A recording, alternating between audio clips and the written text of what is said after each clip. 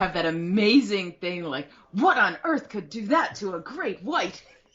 There's only one thing alive that could do that. Yes. Um, We're gonna show you. It's like, you think Jaws was scary. We got something that can take out Jaws. well, this is a very Jurassic Park 3 scene where Yes. up to this point the T-Rex has been the most formidable thing, but now the T-Rex is taken out by a Spinosaurus. Yes. Bigger Absolutely. and worse. Yes. I feel like this is a good scene because I think to most people they would more readily recognize an orca as being, hey, it's at SeaWorld. Mm-hmm. It's Shamu. They're fun. Right. So they need to see it and prove that it's threatening. Correct. And Has to live up to its name. They do a good job of that. Actually, we skipped over. I do like the scene of we get Richard Harris when he sees that the diver is a woman. Yes. He can't believe it, a woman on the water who's Yes. seen such things before, honestly. What kind of fool would be... Oh. As she looks at him with those eyes of hers. Oh, my goodness. They've both got some good eyes on them. When we get to how deep and blue it is, a lot of the depth and the blueness of the film comes from their eyes. That's very true. Very true. It's the deepest film we've had so far. Oh, my goodness. I forgot about that element to this. Oh, I wish that I could. It's so great. So the orca takes out the shark, and this is where we then cut to Rachel's giving a presentation on orcas. She's a teacher of some kind, giving a lecture on marine. It's a lecture, yeah. Yeah, lecturer. Sorry, yes. And yes, so she's giving a lecture on orcas. Is the plural of orcas, or is it still orca? Is what? The plural of orca, is it still orca, or is it orcas? That's a really good question. I don't know. I would think orcas is... Plural of orca. Is sufficient. Plural of orca is either. Great, wonderful. Yes, welcome to the English language. Yeah. This is absolutely the answer I expected. I work with someone from Greece and someone from Germany, and we have regular, like almost daily English lessons on why the language is terrible. Yes. It's like, how do you pronounce this word? Epitome? No, but I can see why you think so. Yes, you're a reader. We had an argument today. I had some students doing some reading, and somebody had put the British U into a word, and they were making fun of him. I said, no, that's still a spelling. They're like, he's not British. I was like, well, now I can't help you. Maybe this character who's speaking is. Right. Yeah, that's one that annoys me more than it should, is the lack of views. They're not necessary, but they should be there. Anyway. Well, you have to save money on the printing press way back when. Fair enough. These are the random things I know. I don't know anything important, but I can explain to you why the American English does not have the U. Yeah, and like technically the American spelling of aluminium is actually correct. It's some kind of fault that didn't make it back to the UK one. Both, because it's spelled differently. I didn't do that. Yeah, aluminum and aluminium. There's a U missing. I don't think I knew that. Interesting. There's an I missing. Sorry. Yeah. And yeah, there's some update got added to a dictionary in America that didn't make it back to the UK, and it should have done. So wow. we just I rely entirely on the OED, so maybe I shouldn't anymore. As do I, but then that's all we have. So so in this lecture on orcas, we learn about the orca fetus. This is a nice setup. This is, this whole sequence is just, well, what comes after that, but it's so terrible. Yeah, so we learn that they have little fingers, which is haunting. Yes. To know that. Little hands. And they're very intelligent brains, capable of like remembering people. If treated with kindness in captivity, they're nice. I don't know how they know about that because I've seen Blackfish. Yes. And they have like exceptional language skills, and we basically sets up everything for the rest of the film. So thank goodness. Yeah. So if you come into this film late, you have missed all of the rationale for what follows. Yeah, well, I mean, yes. If you come into this film late, this is just like some kind of science fiction. This is a genetically modified whale that's been released. That might make it preferable to some people. Couldn't possibly be capable of doing these things. So we go from there to back on the beach where Rachel finds Captain Nolan setting up a trap. He's going to try and catch an orca to sell to an aquarium because he's a fool. As you do. He's a maniac. And she's concerned that he's going to kill them in the process. He's, that's not something I do. She suggests he could give up. Also not something he does. So these two, they were kind of on, not necessarily on side with each other in the previous scene, but they're now at odds. And their relationship is inconsistent, I would say. It's very inconsistent. It's just, I also don't like the way they transitioned from her lecture to this weird voiceover. Yes, same. It was a very strange way to move from one place to another, and I don't know who had that idea, but it does not work. She has narration, I think, twice in the film. Once here and then once towards the end.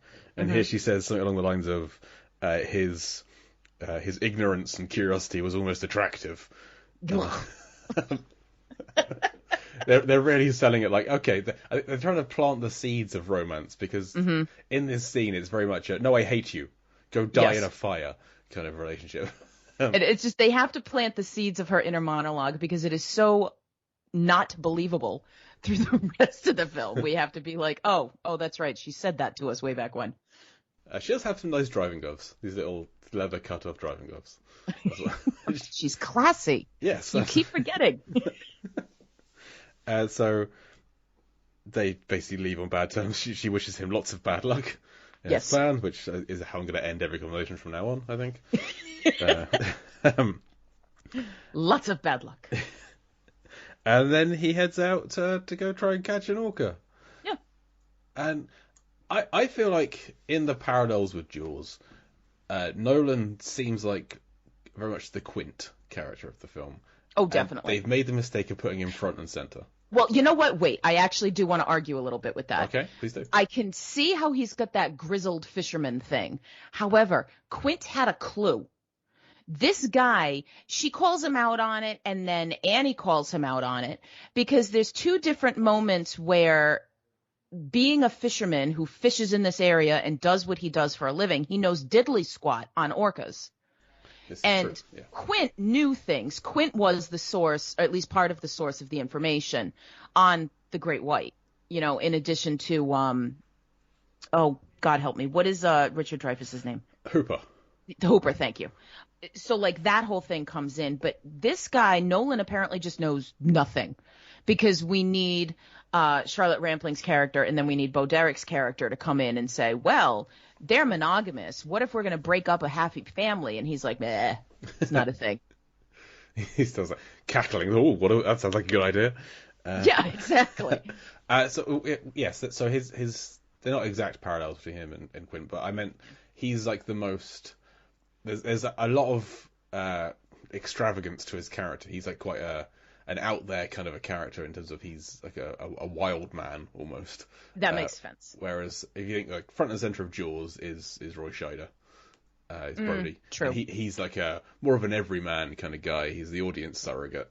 Mm-hmm. He's just the newcomer dropped in this town. Whereas Nolan isn't the newcomer to this orca information certainly, but he to me seems more like he's not an audience surrogate. He's, I don't know, he's more of a character. So yeah, we don't really have an audience surrogate, do we? No, I feel like it could have been someone else, and it could have been like Paul in his crew, the guy with the beard, or even Annie, or even Rachel. That's true. But yeah, these are all characters that are kind of kept at a distance from us a little bit. But anyway, so he's off out to go catch an orca, and he succeeds. Mm-hmm. He aims for a male, he misses with his spear gun, he nicks the fin of the male, which is great, because then every time we see this nicked dorsal fin, we know, it's the one, it's Moby Dick. That's how we know. Yeah. And instead he spears the female, strings it up, as we've already talked about, screaming. Horrible. So much screaming. Ugh. Yeah. My husband actually came downstairs from work and he was like, what are you watching? And I was like, I'm sorry. See, this is the irony of the thing. He's used to human screams because of all the horror I watch. This he could tell was different and more tormented.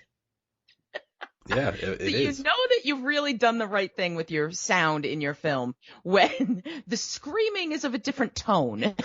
Somebody's like, what is it you're watching now? Because it's a common occurrence in this house, the crazy screaming. Well, the whale is injured so badly that it tries to kill itself on the Yes. boat's propeller, which, no thank you. Um, so instead they catch it and string it up by the tail, because that's better. Oh, it's so much more humane. Ugh. Yeah. And then it gives birth to the live fetus, and Oh, Nolan God. gets the hose and washes it into the sea, and looks almost as traumatized as us watching the film. True. Well, and you also find out why later, Yes. but at first it's like, oh, thank God this guy does have some semblance of a heart. Yes, because Nolan has a tragic backstory. Mm-hmm. Which They really tried to get us to feel bad for this guy. and when he looks so like haunted at what he's done, I do feel bad for him. I still want him to not survive the film. I need him to pay for what he's done. But I'm glad that he seems to be remorseful. Yes, because otherwise we really wouldn't stay with the film. We wouldn't care. Yeah. But this is where we start to get lots of close-up shots of the male orca's eye as well, which really kind of... I have never been successful in locating an eye on one of these things. And like, I mean, I haven't, I mean, I went to SeaWorld once as like a child. I have not been back since. I wouldn't go back. But, yeah.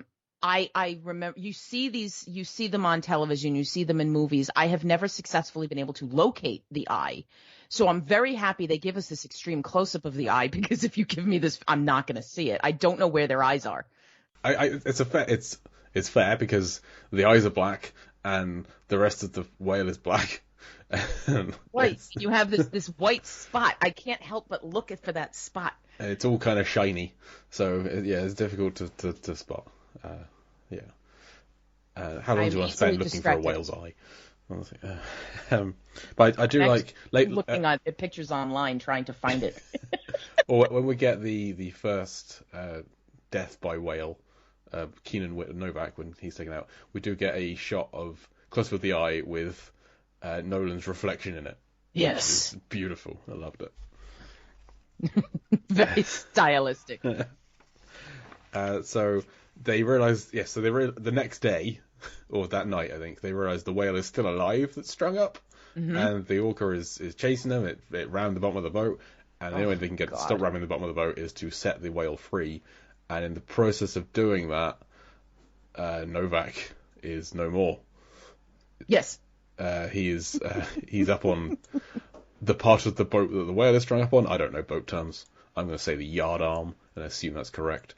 That sounds good to me. And as he's letting it off, the whale jumps up and grabs him, and he's gone. Which is great. Yes, wonderful. Love it. It's just like, hey, you're dangling this fish for me. I'm going to come get it. Because like, in the previous scene, once Nolan had washed the whale fetus off the boat, a sentence I wish I could stop saying, he's like, oh, it's gone, don't worry about it. What are you talking to forget about it? It's gone now. And I'm like, no, this is traumatic. This needs to have impacted your soul. Yes. You need to suffer about this. Yes. It's so bad. Ugh. And just, can you, my brain goes to the strangest things. Can you be the person who had to like make that model? Like, who came up with this idea? It's just so awful. Yeah. And then they put it front and center by, in the next scene, the male, the mate of the now dead or dying female pushes the body of it to shore. A very long way. Like there's a whole pod following it for a while until it breaks off, and then it just makes it. This is a very odd sequence in the film. Funeral procession for a whale. I mean, it really is. By other whales. Is that what this is? Like, is that the intention? I think it is. I think so. Well, it's a message to Nolan, like bringing it back to him. Like this, you did this. Yep. Now it's your turn. This is your mess. Yes. Yeah. You have to dig a hole and bury it. I don't know what he expects of him, but yeah.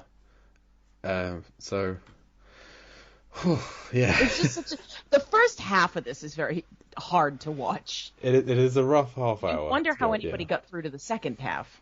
Well, I did find the last hour much more enjoyable than the first, because that's when we start getting, like, the whale is setting up fires.